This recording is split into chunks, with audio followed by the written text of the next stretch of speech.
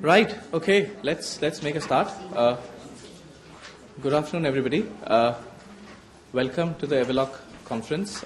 My name is Rajat Gupta, and I am the overall principal investigator on the project.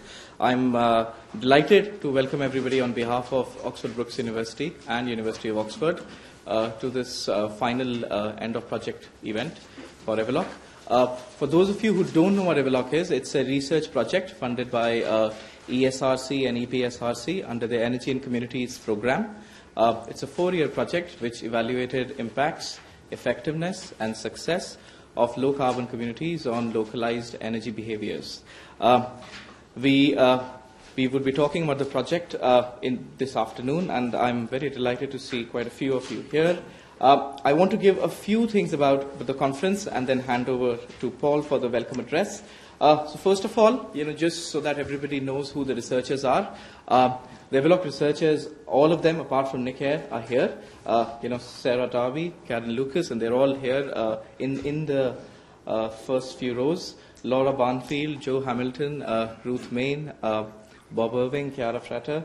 And I hope you get a chance to talk to the research team. I'm also delighted that we have members from our community partners. So we have Mark Fishpool from Easterside.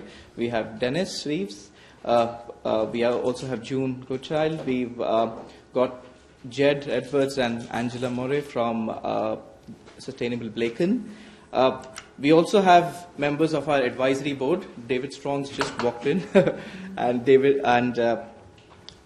we also have Roy Alexander, who's going to be chairing a few question-answer sessions, and Chris Church sitting there, who's also going to help us in chairing some of the sessions. People who are not here but contributed in a significant manner 2 years back were our international visiting researchers from Sweden, India, the US, and Austria, and their feedback was very valuable as we were developing the project. So I'm delighted that most of us are here, and I expect more people to join us as well. So, what is the purpose of today? One is we want to share the research findings from the EVALOC project. We want to launch our report. I expect each one of you has a copy of the report. We want to discuss, debate the findings, but also get some contributions from our low-carbon communities because, they've really made the research matter as such. And also, we'd like this to be a bit of a celebration for us, because it marks the end of 4 years, just over 4 years. I know ESRC will also join us at some point, who funded the project generously. So, I'm very grateful for that too. You all have the program, but just to take you through, essentially what we've done, we have a series of presentations from the researchers. I will give an overview of the project, followed by those presentations. And then in green is the bit which is about contributions from communities, which will happen later in the afternoon. And there's plenty of time for question answers, and hopefully that will continue through the networking after 5 o'clock as well. Just a few practicals to do. We are video recording this, which is why I want to move, but I can't. I need to stand there. We also have some short interviews, scheduled, just to find out more about what people from the communities, advisory board, and delegates think about the project and the conference and the presentations. If you have any concerns about the video, the photographs, please see one of the researchers. There is an exhibition, if you haven't seen. We've got posters on different strands of research. Clearly, we couldn't put everything, despite this being a whole afternoon on the project. And more detail is given in the posters, so I would welcome you to have a look. There are also thermal imaging cameras and the monitoring kit that we used in the project. So you can actually see, what was used. It's just come out, from the houses. And there's also a dollhouse, which was part of a public exhibition that we did in Cardiff and London with Cardiff University and Goldsmiths. And everything, breaks and drinks, will happen in the room next doors. Just to remind you, if we can have mobile phones either switched off or on silent mode so we can all get into the discussions. I've checked, I have mine off. And there is no fire alarm or drill as such, so if there is a fire alarm, we go out of the 2 exits and gather outside down the stairs and go out from there. The facilities are on this floor and the floor below. So I think that probably does all the practicals for me. And I'm actually going to now invite Paul Inman, who's Pro Vice Chancellor and Dean of the Faculty of Technology, Design and Environment in Oxford Brookes University, to give the welcome address and also launch the report.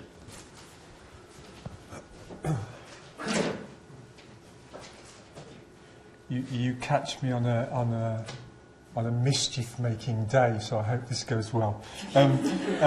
This is the right place to do mischief, though. I've been looking around. I mean that in the nicest way. Just as we were about to start, somebody who remained nameless came up to me and said hello, because they knew me on Twitter, but we never actually met. That's the kind of world we live in these days. I want to do some formal things, which is to welcome you, but I also want to just make a few observations before you start the day. So, this conference is it's the end of things. Academics and the world of universities has a way of doing things, and in some ways it's all the stuff that happens elsewhere which is as or more important. This is marking the end of something. Hopefully it'll be also marking the start of many other things that come out of the activity. But essentially, this is a project that ran from January 2011 to March 2015, which incidentally, not that it matters, is exactly the same amount of time that I've worked at Brookes. C means nothing at all. The project was funded by the EPSRC Energy and Community Stream at the Research Council UK's Energy Programme. The project brought together an interdisciplinary team of building science and social science researchers from the Low Carbon Building Group as part of OISD at Oxford Brookes and the Environmental Change Institute at University of Oxford. Importantly, it also included the 6 low carbon communities, of which we have people who are represented today, so I won't do a list because I'll miss somebody out. It was all funded on the Department of Energy and Climate Change's Low Carbon Community Challenge, the LCCC. And this was an initiative, a government-supportive initiative that ran from 2010 to 2012 and was designed to test the effectiveness of community-scale approaches that combine low-carbon technologies with engagement and behavioural change activities. The overall aim of the project was to evaluate the role, impacts, effectiveness and limits of low-carbon communities in motivating energy reduction, renewable investment among local residents. It's local based, which is how most things in the world get sorted out. The project for us in terms of the impact has been great. I get regular phone calls or emails from Rajat telling me the latest amount of funding that's just come in for his activities in the group and the wider group of OSID. It's a major part of Oxford Brookes' research work. The project itself was profiled as an exemplar case study in the Community Energy Strategy published by the Department of Energy and Climate Change in January 2014. The project was also part of 2 public exhibitions in London and Cardiff, as previously mentioned, in 2014. A paper that came out of the project on the carbon mapping aspect of the project was published in the International Passive and Low Energy Architecture Conference in Ahmedabad, and it received the Best Paper Award in December 2014. I make no excuses about talking about the successes of the project, and I'm saying it to you, to a lot of people in the room, so you can actually take a bow. The work you're doing is really important. It's not just important to the university community, HE, it's important to the world generally and local people. I personally moved into the HE sector from a commercial background in film and television a number of years ago, and I've began to understand how universities work. My colleagues see it as a work in progress. One of the good things about coming from outside the academy is that I understand interdisciplinarity, and I understand how various challenges that the world faces aren't necessarily lined up with departmental structures in universities. Thank you for the nodding by a few people there.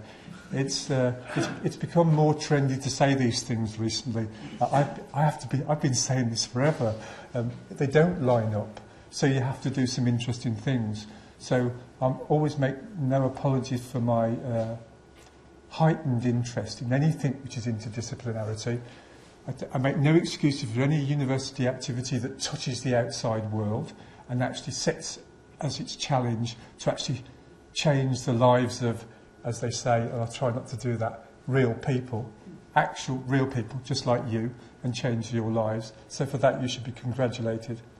It's also interesting for me, moving to the city of Oxford, on my first few days here was told, you can do anything really, but just don't try and work with that other university in town. I saw that, I told you I was going to be mischief. I saw that as it wasn't a challenge. There was tons of work going on between people in this university and the other university in town. And some of it under the radar, some of it above the radar. I mean, what's interesting about it is that it continues, and this is in particular, this area of activity has gone from strength to strength. The only other thing I wanted to say is that I wanted to read a poem, if that's all right. It's not a poem of my own, so you'll be okay. It should get me to the end of the 7 minutes. Just to really say the thing around interdisciplinarity and transdisciplinarity, and to keep on doing that. It's a poem by somebody who's known, if you listen to Radio 4 a lot, an educationalist called Gervais Finn. But it's a playful piece of poetry. But I've taken to reading poetry at launches. Somebody said, "Are you coming to give the blessing today?"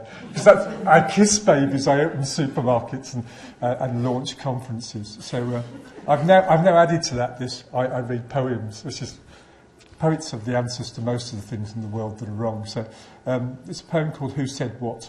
It's called a conversation poem. You have to try and understand. Just listen to it and think about interdepartmental stuff. To the boy with his head stuck through the railings in the park, the optimist said, "Don't worry, son, we'll have you out." The psychiatrist said, "How do you feel?"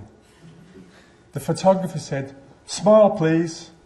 The counsellor said, "Would you care to talk about it?" The pessimist said, "You'll never get him out." The blacksmith said, "That's a nice piece of ironwork." The traffic warden said, "You can't stay there."